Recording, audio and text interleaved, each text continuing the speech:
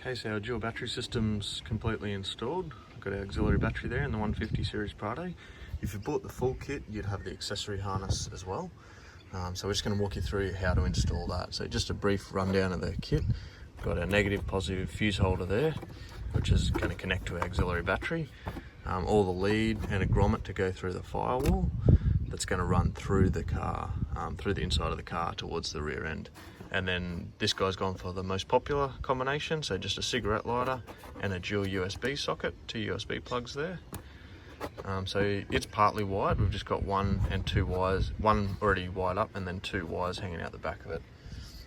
So we'll basically strip these cables and strip the end of our lead when we get down there and put these 2 terminals on, and that will go onto our other plug, and that's the full wiring. So we'll run you through how to do the install. So our first step is going to be getting wires through the engine bay into the vehicle's cab. We're going to go through this grommet here. So if you didn't see where that was, auxiliary battery, air cleaner, this grommet here is the one we're going to remove. So that's the first step. We remove this grommet, the screwdriver in behind the top of it, get our fingers on it, and then we just pull that grommet out. Now we'll just set that aside. Now the next step is we come to the inside of the car and we're going to take off the footwell trims. So basically we're going to remove these trims and at the back seat and also the kick panel here. So we'll start with the kick panel. So you'll see this little plastic nut here. So we just undo that nut.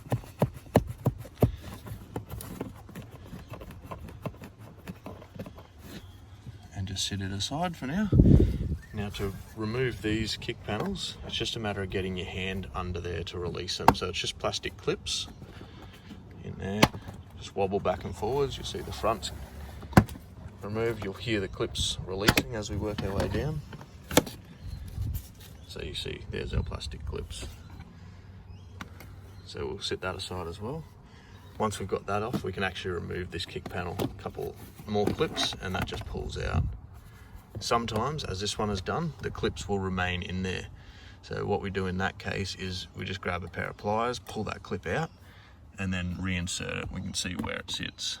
So it just slides into there, and that will allow us to put that back on and the clip to hold the kick panel back in place.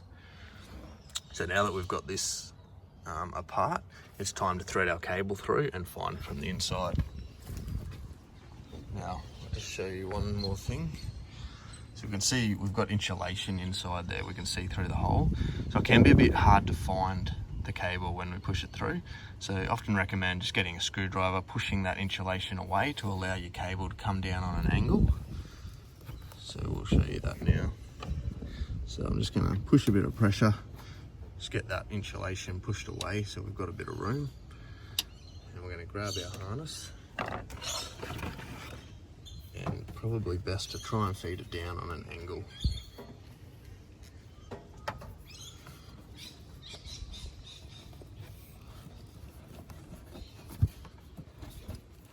That way it might make it easier to find it inside.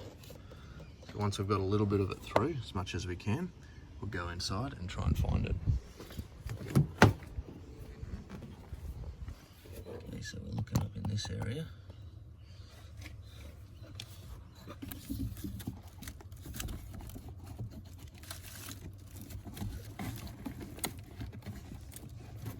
So I've found it there. Now I'm just going to show you where that's come through once I pull it. So I've pulled the cable through. I've got it in my hand now. If we follow back up,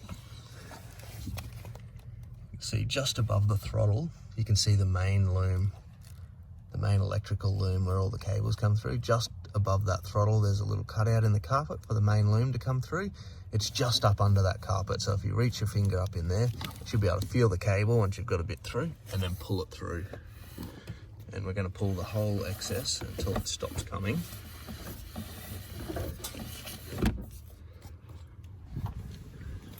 Now back out the front. This is what we should see. So you can see we've pulled all of our cable through up to the insulation. So we can push that all in and insert our grommet into the hole there. replacing our old Prado grommet. Now we're not going to make the electrical connections at the moment, but we'll just sit the cable in place towards the auxiliary battery. So with a screwdriver once again, we're just going to put that grommet back in, and then we'll show you what to do in the inside. Okay, now that we've got the kick panels off and our cable on the inside, we've now got to remove the rear panel as well. So this is at the rear seats, so we're just going to pop these caps out. Under here there's two 10mm bolts. Pop that cap out, undo the 10mm bolt in there, which I've already done. That will allow this part of the panel to come off. Same way to get these off, so just a matter of unclipping with your fingers, pulls that trim off. There's our plastic clips holding it in. Sit those aside for now. That's going to allow us to run all the way to the rear here. While we're here, we're just going to disconnect the rubber seal, just pull it out. Just enough to see, we can see the electrical cables in there, and we're going to follow those. So now we come to the front. I'm going to start by finding the end of our cable and routing it through these kick panel pipes. So two things you can do here, you can go straight through the panel, or if you've got a little flat blade, you can actually release these panels, these clips. So just by tweaking that, now we've opened it up. So if we go along and do that to all of them, it just makes it a bit easier. As you can see now, I've taken all those caps up. It just means that we can just actually lay our cable in. And the reason there's no insulation on this section of the cable is it just makes it, it's already under protected kick panels, so there's no chance of rubbing, and it just makes it easier to get the kick panels back on, not taking up so much room in there. So just a matter of pushing down, pushing down, pushing down. Now we can pretty much just thread our cable through this point, which is the seatbelt harness, following the existing loom, and that'll bring us out at the rear seats. So we'll go ahead and do that, and we'll show you what to do. Okay, through the cup holder we can see our cable there. So I'm just going to reach in and grab that out. So there we go, we can pull our full excess out. Now we've decided to go here with the sockets, so we're just going to sit them roughly where we're going to want. Make sure there's nothing underneath. In this case, be careful, there is some aircon units there, so make sure we don't drill into that, but basically we're going to mark our location. So you can see a little mark there, we'll utilise that. I'm going to go ahead and drill a small 10 to 12mm hole, just for our cable to come through.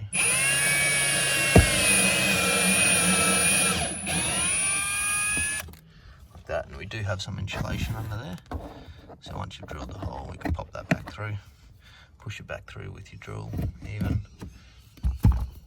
and just clear that from behind, clear our hole out. Once we've done that, we can thread our cable through. So we'll get that cable through and show you how to make the electrical connections. Okay, now we've got our cable coming out in position, it's time to make the electrical connections. So we're going to strip back this cable, a pair of cutters to expose our red and black wires. So this is 6mm twin, and we're also going to strip a small amount off the end and off the end of this. So a positive and negative. Now we don't want to have it connected to the battery at this point, so those cables are actually dead. They're not live cables. Now we're going to thread our heat shrink. We'll start by doing the negative. Thread our heat shrink over the two black cables.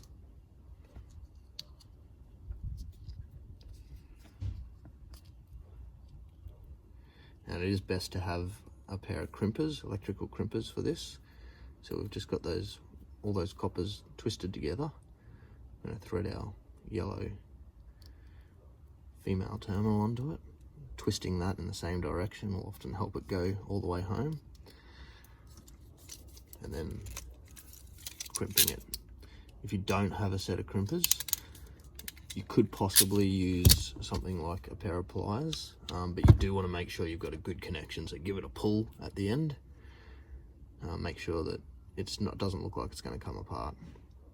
And then we'll slide our black heat shrink over. So that's our negative done. Positive. Same thing, we'll just twist those together.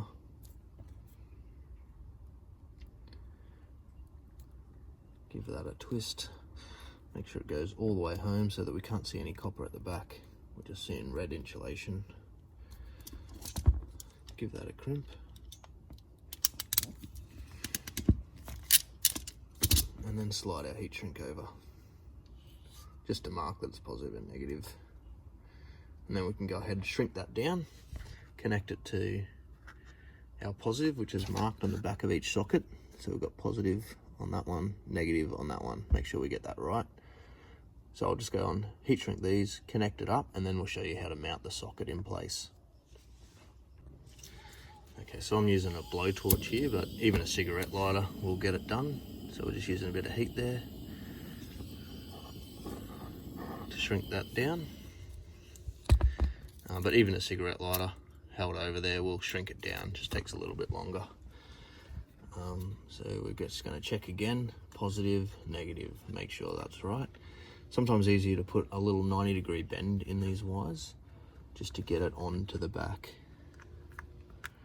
And then I find a little pair of pliers to hold onto it.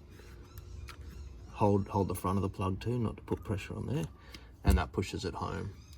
Same thing we're going to do to the negative, a little 90-degree bend. We just want to make it as easy and simple as we can. Once we get that basically lined up on the terminal, pair of pliers.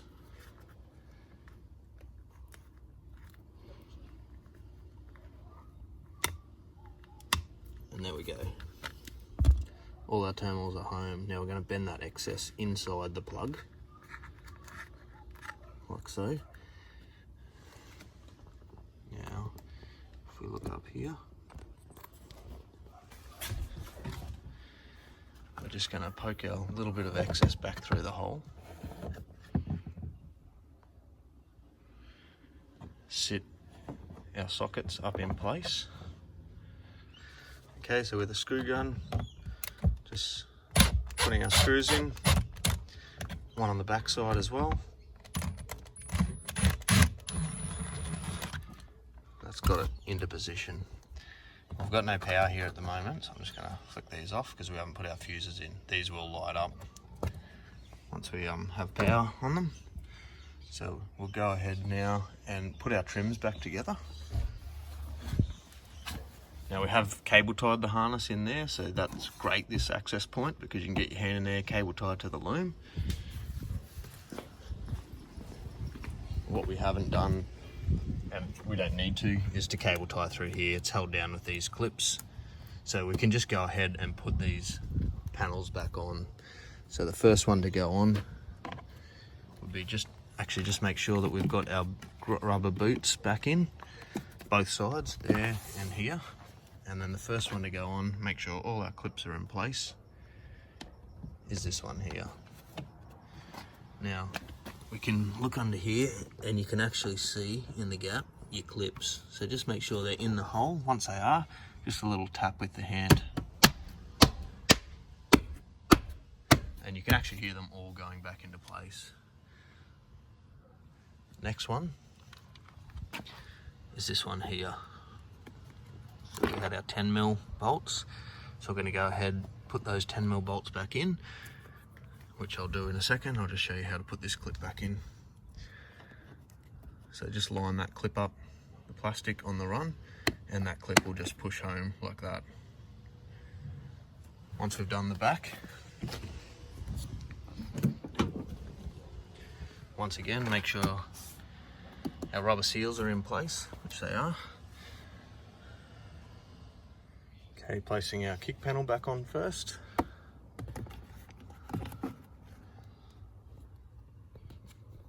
So we want to line up the stud that comes out of this hole. So we're going to line that stud up. and also there's a plastic clip about there, so we just want to make sure that's lined up. We can feel when they've gone in, and then same thing as before, a little tap on the plastic clip, got that gone home, and then that little nut that we kept out before now gets reinserted on that thread and done up, like so. It's done up, and then our last piece of plastic clip goes on here. Make sure all our plastic clips are in place. Set that in position, making sure it's flush. Lining up our holes again that we can see under there, our plastic clips. Make sure all 4 are in their hole, and then a simple tap. 1, 2, 3, 4, 5, 6. And the car's all back together. Now the next step is making our electrical connections out front in the battery bay. Okay, now we want to finish by securing the engine bay section of the harness. So we've got our main wiring loom here. We're just going to use the cable ties provided to secure this harness into place. I've got it down on a nice angle like so. I'm going to use a couple all the way along here. Another one here just to follow existing wiring. Keep the harness nice and secure. Looks neat, and it makes sure that it's not going to rub through anything at any point. Next one we might do is just add one in behind the horn here. So there's a bracket just in, not sure if you can see there. So I'm going to put a cable tie around that bracket.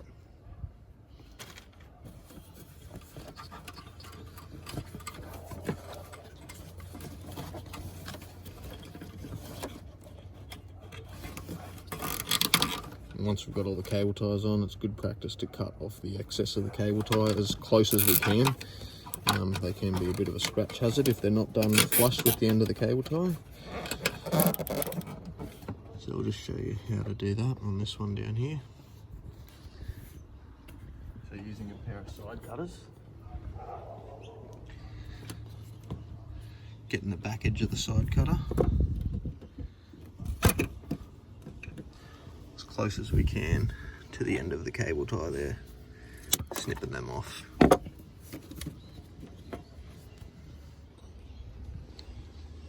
Now that we've got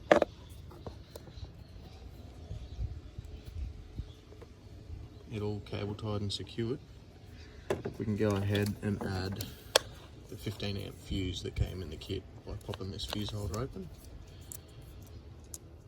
plugging the fuse in, and reinserting the cap.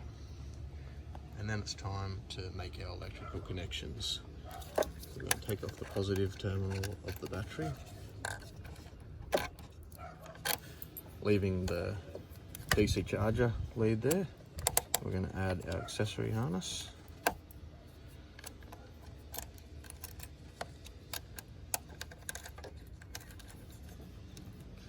And we'll do that up with a 13mm spanner, or 12mm spanner, depending on your battery.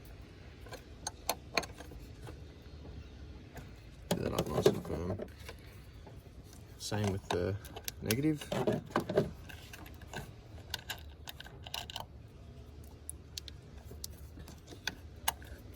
Insert a negative harness.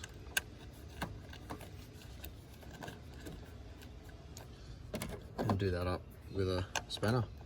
That's our electrical connections done. Now if we go to the rear, we should see power at our sockets.